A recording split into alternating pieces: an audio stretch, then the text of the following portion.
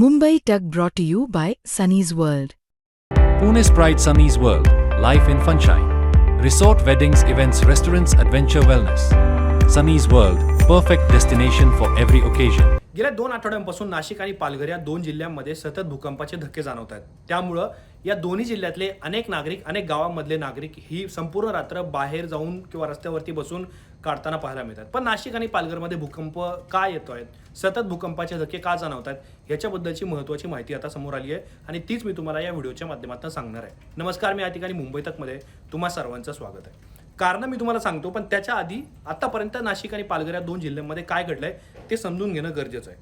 30 जुलै ते 14 ऑगस्ट या काळामध्ये 30 भूकंपाचे धक्के या दोन्ही जिल्ह्यांमध्ये, खास करून नाशिकमध्ये जास्त प्रमाणात जाणवलेले आहेत. त्याच्यामध्ये नाशिकमध्ये तब्बल 24, पालघरमध्ये 4 आणि नागपूर जिल्ह्यामध्ये, नागपूर विदर्भाचा भाग आहे, पण जर आपण पालघर आणि नाशिक या 2 जिल्ह्यांची बेरीज केली किंवा गोळाबेरीज केली तर 28 भूकंपाचे धक्के या 2 जिल्ह्यांमध्ये जाणवलेले, ज्यामध्ये 24 भूकंपाचे म्हणजे 24 वेळा भूकंप हा नाशिक जिल्ह्यामध्ये आलेला आहे.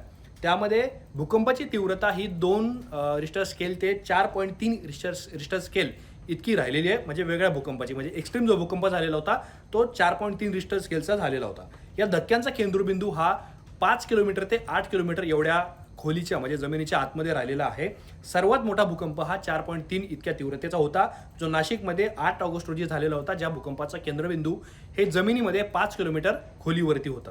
आता ही साधारण माहिती मी तुम्हाला दिली, पण एक मुद्दा याच्यामध्ये महत्त्वाचा आहे जो लक्षात घेण्यासारखा आहे. नाशिक आणि पालघर हे 2 जिल्हे दख्खनच्या पठाराच्या भागामध्ये येतात. साधारण हा जो पट्टा आहे हा भूकंपाच्या रेंजमध्ये मध्यम या श्रेणीमध्ये येतो, म्हणजेच भूकंपीय क्षेत्र 3 या श्रेणीमध्ये येतो. म्हणजे साधारण या भूमीमध्ये भूकंप कमी प्रमाणात येत असतो. आता भूकंपाची काय कारण आहेत, मी तुम्हाला सगळी गोष्टी सांगितल्या की कधी कधी कसे कसे भूकंप येतात. अर्थात दिंडोरी असेल, कळवण असेल किंवा चांदवड असेल किंवा नाशिकचा शहराचा आजूबाजूचा भाग आहे, पालघरमधला डोंगरपट्टा आहे, इथे सगळे भूकंपाचे धक्के जाणवलेले होते. पण हा भूकंप का येतो, याच्या मागची काय कारणं आहेत, याचा पावसाळ्याशी काही संबंध आहे का, पाऊस सतत या भागामध्ये जो पडतोय त्र्यंबकेश्वर आणि सगळ्या भागामध्ये, ह्याची काही लिंक्स या पावसाची आहेत का, याच्याबद्दलचा आम्ही प्रश्न विचारण्याचा प्रयत्न काही तज्ज्ञांना केला. पण त्याच्यापैकी एक तज्ज्ञांची प्रतिक्रिया अत्यंत महत्त्वाची, जी त्यांनी इंडियन एक्सप्रेसशी बोलताना दिलेली आहे. त्यांचं नाव दीपांकर चौधरी आहे, जे IIT मुंबईमध्ये प्राध्यापक आहेत आणि त्यांनी सुद्धा एक वेगळा अँगल याच्यामध्ये सांगितलेला आहे. आणि जे अजय सिंग आहेत, जे नॅशनल सेंटर फॉर सिस्मोलॉजी, त्यांनी सुद्धा एक महत्त्वाचं कारण त्याच्यामध्ये सांगितलं. मी दोन्ही तुम्हाला वाचून दाखवणार आहे. त्याच्यामध्ये दीपांकर चौधरी जे IITचे प्राध्यापक आहेत ते म्हणतात, लहान भूकंपाच्या संख्येत खरोखरच चिंताजनक वाढ झालेली आहे, मात्र ही काही असामान्य बाब नाही आहे.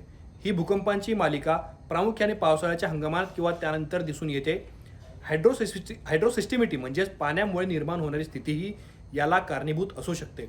नाशिक जिल्हा हा दख्खनच्या पठाराचा भाग असलेल्या प्रदेशात येतो, जिथे प्रामुख्याने बेसॉल्ट खडक आढळतो. या बेसॉल्टच्या खडकामध्ये तडे किंवा भेगा असू शकतात. पावसाळ्याचं पाणी जमिनीत मुरतं, हेच पाणी या भेगामध्ये सुद्धा जमा होतं, जो त्यामुळं जो दबाव निर्माण होतो, त्यातून हे भूकंपाचे धक्के जाणवत आहेत. हे सांगतात दीपांकर चौधरी, जे IIT बॉम्बेमध्ये प्राध्यापक आहेत.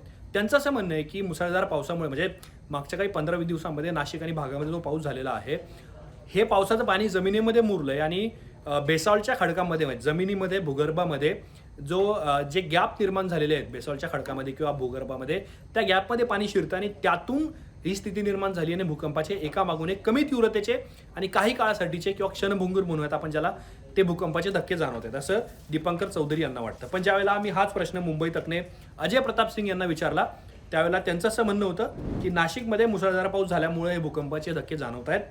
पावसाचं पाणी भूगर्भातील भेगांमध्ये गेल्यामुळं फ्लुइड प्रेशर वाढलं, ज्यामुळं जमिनीतील जुने जिओलॉजिकल फॉल्ट ढासळत आहेत. परिणामी कमी तीव्रतेने भूकंप सतत येतोय. म्हणजे पावसाचं पाणी जमिनीमुळे गेल्यामुळं तिथली जी खडकांची रचना आहे किंवा भूगर्भातली जी रचना आहे त्याला तडा बसतोय, पाणी त्या भेगांमध्ये जातं आणि त्यातून भूकंपाचे धक्के येत आहेत. अर्थात आता अजय प्रताप सिंग जे आहेत आणि दीपांकर चौधरी आहेत, दोन्ही तज्ज्ञांनी एकच कारणं सांगितलेली. त्यामुळं मुसळधार पावसामुळेच भूकंप नाशिक आणि पालघर या 2 भागामध्ये सतत येतोय, असं साधारण याच्यातून दिसतं. पण भूकंपामागची खरी वैज्ञानिक कारणं काय, हे सुद्धा अजून दांडोळणं गरजेचं आहे. कारण त्याच्यामध्ये याला असं सुद्धा अर्थक्वेक स्टॉर्म असं नाव दिलं जातं, म्हणजे भूकंपांची मालिका किंवा भूकंपांचं वादळ, अशा प्रकारचा सुद्धा उल्लेख काही तज्ज्ञ याला करतायत. आणि हे म्हणजे काय असतं, म्हणजे भूकंपाची मालिका येणं किंवा भूकंपांचा वादळ येणं म्हणजे एका विशिष्ट भागामध्ये कमी कालावधीमध्ये लहान लहान भूकंपांची मालिका म्हणजे 2-2, 3-3 मिनिटांच्या अंतरावरती कमी तीव्रतेचा भूकंप सतत येणे, एका दिवसाच्या आड नाही तर सलग 8, 15, 20, 10 दिवस किंवा महिनाभराच्या आसपास सलग असे धक्के जाणवत राहणे याला भूकंपांची मालिका असं म्हटलं जातं वैज्ञानिक भाषेमध्ये. दुसरा महत्त्वाचा मुद्दा याच्यामध्ये असा आहे की सामान्य भूकंपामध्ये जसा एखादा मुख्य भूकंप आणि त्यानंतर होणारे आफ्टर शॉट्स असे स्वरूप असते. म्हणजे एखादा मोठा भूकंप झाला, त्याची तीव्रता मोठी होते आणि त्यानंतर जे कमी कमी होत जाणारे जे धक्के असतात तसं याच्यामध्ये नसतं. कारण या मालिकेमध्ये भूकंप साधारणपणे जमिनीखाली 3 ते 5 किलोमीटर इतक्या कमी खोलीवर असतात. म्हणजे एखादा जर मोठा भूकंप जर झाला, म्हणजे आता तुम्हाला उदाहरण द्यायचं असलं, किल्लारीचा भूकंप असेल किंवा जपान किंवा अन्य देशामध्ये, आता मागे इंडोनेशियामध्ये जो भूकंप झालेला आहे, या भूकंपांच्या केंद्रबिंदूची जी खोली असते ती खोली जवळपास 10, 12, 15 किलोमीटरच्या आसपास असते. अर्थात वेगवेगळ्या भूकंपांमध्ये ही कमी जास्त अधिक मोजली जाऊ शकते. पण या नाशिकमध्ये जे भूकंपाचे धक्के जाणवत आहेत त्याच्यामध्ये ही खोली 3.5 ते 5 किलोमीटर अंतरावरती आहे, म्हणजे जमिनीच्या खाली आहे. त्यामुळं सुद्धा या भूकंपाचा एक वेगळेपण आहे. तो कमी तीव्रतेचा आहे, काही क्षणभर येणार आहे आणि अर्थातच आपण आता एवढं बोलत असलो तरी या भूकंपाने कुणालाही सुदैवाने कुणाला जीवितहानी झालेली नाही. अर्थात काही ठिकाणी घरांच्या भिंती पडलेल्या आहेत, काही ठिकाणी जमिनीला भेगा पडल्याचे वृत्तसुद्धा समोर आलेले आहे. त्यामुळं एक प्रकारे तीव्रतेचा हा भूकंप आहे.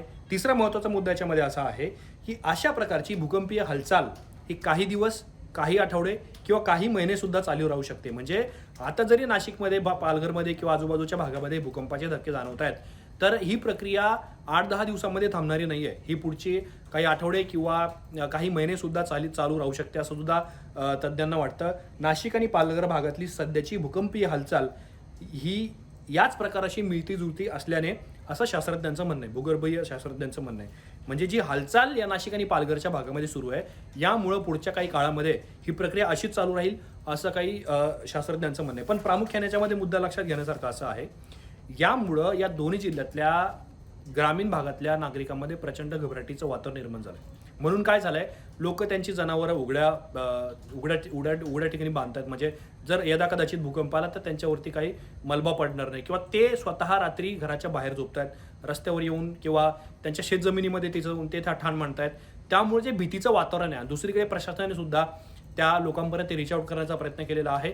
ज्या ज्या ठिकाणी भूकंपाचे धक्के जाणवले तिथे प्रशासनाचे अधिकारी पोहोचत आहेत, त्यांची एक प्रकारे त्या सगळ्या घटनांची माहिती घेत आहेत, तिथे काय आवश्यक उपाययोजना करण्यात येईल का याच्याबद्दलची सुद्धा चाचपणी केली जाते. पण या भूकंपाचा तीव्रतेचा दर, त्याचं नेमकं स्वरूप काय होतं, हे भूकंप सातत्याने नाशिक आणि पालघरच्या भागामध्ये काय येतात, प्रामुख्याने नाशिकमध्ये जिथे 24पेक्षा अधिक भूकंपाचे धक्के जाणवलेले आहेत आणि ह्या बातम्या मागच्या 15 ते 20 दिवसांपासून सतत येत आहेत. त्यामुळं हा व्हिडिओ करणं गरजेचं होतं, त्यामागची कारणं सुद्धा सांगणं तुम्हाला आवश्यक होतं. त्यामुळं तुम्हाला या प्रकरणाबद्दल काय वाटतं, भूकंप काय येतोय, जे शास्त्रज्ञांची किंवा तज्ञांची मतं मी तुम्हाला याच्यामध्ये दाखवली, एक इंडियन एक्सप्रेसच्या हवाल्याने, एक मुंबई तकच्या हवाल्याने, याच्याबद्दल तुमच्या प्रतिक्रिया आम्हाला कॉमेंट बॉक्समध्ये नक्की सांगा.